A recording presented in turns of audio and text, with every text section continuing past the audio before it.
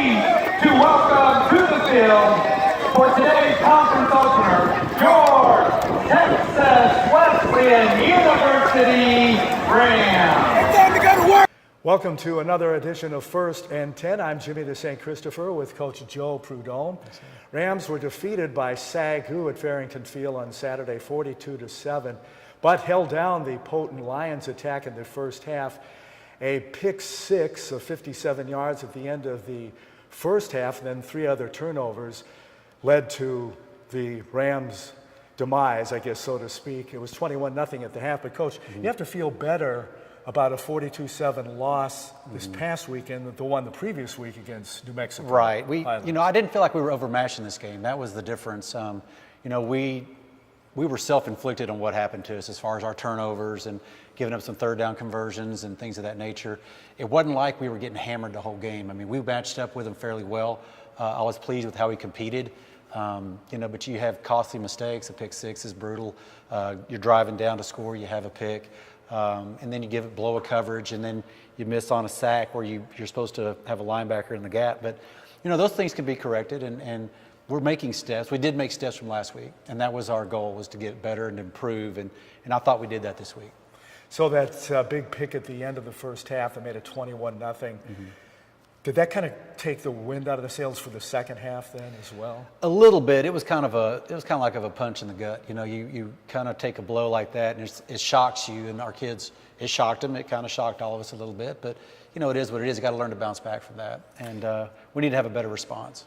In a pair of sacks on defense, those were the first two sacks of the season. How did you feel about the overall defensive effort, especially in that first half? I thought the defense played really, really well. There were a few blown coverages, but all in all, I mean, that's a very good offense. They're well coached. They've been producing, and to hold them down like we did early on, I thought was very encouraging. It was a real nice bounce back effort. How about on offense? Offense, we have to convert our third downs. We're not doing that well enough. We're not maintaining our drives well enough. The second drive of the game was really good, had it really going. I thought the mix of plays was effective, and we have to score, and we have to have more drives. And I think it boils down to third down conversions and turnovers is what we got to correct. We're with Coach Prud'homme, Joe Prud'homme, the Rams head coach here on 1st and 10 on ramsports.net. How about the play of the offensive line and special teams, too? I thought both the line looked improved, and special teams have been pretty good since the first game. Right. I do believe our offensive line is starting to gel a little bit, and like we talked about before, that's the unit that takes the absolute most time to gel because they have so many moving parts and so many things are going on, and they're getting to that level a little bit. I thought the protection was really good overall. Our special teams have been really good. I mean, I'm happy with our special teams, and we put a lot of emphasis on that because we feel like those are game changers. Those are what can really change that momentum fast. But our kickoff unit's been excellent. Punting, we had two bad ones, but we had a bomb at 80-something that flipped the field. All in all, our special teams have been real sound for us. Yeah, I was going to point out that 81 bomb by Colby Reed. It was rolling and rolling. We're going to roll and roll. Let's take a Rams bounce, and it kept just rolling. Exactly. So that's the longest punt now in Rams history. That's awesome. That's fantastic. How did you like Gerard Bedford and Anthony Caston's returns? They're very explosive, and that's why they're in those positions. Anthony Caston he's just a gamer. He feels it, sees it, and hits it, and Gerard's just a very explosive athlete, and he's getting better every week, especially on the special teams end. So it's nice to have those kind of guys, because they can make something happen, and all of a sudden you get a nice unexpected 40-yard chunk, a 30-yard chunk, a touchdown. I think that's coming soon. Kane Reedon tossed that big pick at the end of the first half. I imagine that didn't make you very happy, and they brought in Colby Reed. Assess what Colby did in the second half. I thought Colby did some good things. Something I'd like to see us do more that we're not doing right now is when the pocket breaks down a little bit and everybody's off in coverage, the quarterback needs to run, and Colby did that. He took off and got a first scramble for that. I thought he played pretty well. I thought Colby came in and he threw some good passes. He had a pretty good command of the offense, and it just takes time on those quarterbacks to develop. But I thought he did a good job in coming in. Is he won the starting quarterback job? I wouldn't say that. We're going to play them both. They don't differentiate themselves enough right now to get to that point. And your emergency quarterback is number 5, Eric Richards, who's also a great receiver. Unfortunately, you didn't have him Saturday because he got hurt at New Mexico.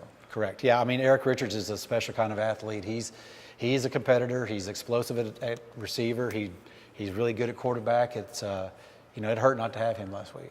Did you feel that overall progress was made? Oh yeah, I do. I mean, at the Highlands, it was bad in a lot of areas. I felt like we played like we were overwhelmed and overmatched a little bit. This week we didn't. We went at them and we fought and we played. We don't make the plays that we need to. We're not a mature enough football team to prevent those 4 plays or 5 plays, and that's something that that's what we have to change. We have to flip over the third down conversions. We have to win the turnover battle, and we have to have some drives and get our defense off the field and balance things out a little bit. And I think we made progress in that area. With no seniors on the team, obviously it's a young team, but as each week passes, yeah, you're 0-4, but as each week progresses, do you see that experience coming, that much desired game day experience coming with a young team? A little bit, yeah. I'm starting to see they're getting calmer. They're not as, the first game I thought they were going to pop. They were just so, ready to go and excited, not knowing what to do with themselves. And they're getting into more of a routine. They're getting more into a game day approach, how to come at them. We're still finding our identity. We hadn't forged our identity yet. We're working on that. But the approach is better, and I do see some growth. Langston, number 15, up next, up in Oklahoma, 2 p.m. on Saturday. They're pretty good. How do you see them? They're real good. I mean, they're very, very athletic. Their team speed is outstanding. They're ranked 15th for a reason, and for us, our goal is to go into that game and see if we can knock them off. I mean, we're not going to concede anything. There's no reason to concede anything. But we know we got to play a really good game. We got to not turn the ball over. All the things we've talked about. We need to put a complete game together to see what that looks like. And that's what we're telling our guys every week. Let's put all phases together. Let's eliminate the mistakes. Let's not blow any coverages. Let's not turn the ball over. Let's not have the penalty at the wrong time. And let's see what happens. Then I think we become a pretty good football team. But until that happens, you're shooting yourself in the foot. Is Langston's defense, is that their strength, do you think? I would say so. Their defensive line is very athletic and very fast and big. They're really, really big. Their offensive line is huge. It's hard to say what their real strength is. I mean, they're pretty balanced. They got everything going for them. Receiving core is big, physical. Running backs, you blink and they're gone. So it's, I'd say the D-line and the defense is probably overall their best. The injuries you sustained in the New Mexico Highlands game, those guys that were hurt, amongst them Eric Richardson, are they going to be okay for this week? Maybe. I mean, they hadn't practiced yet. We don't want to rush them back because we don't want to aggravate the injuries. If they bounce back, we'll darn sure play them. Coach, have a good trip up to Oklahoma and go fight that number 15 ranked Langston team. Absolutely. That's what we're there for. And we'll see Coach Joe next week. Jimmy the St. Christopher is saying so long.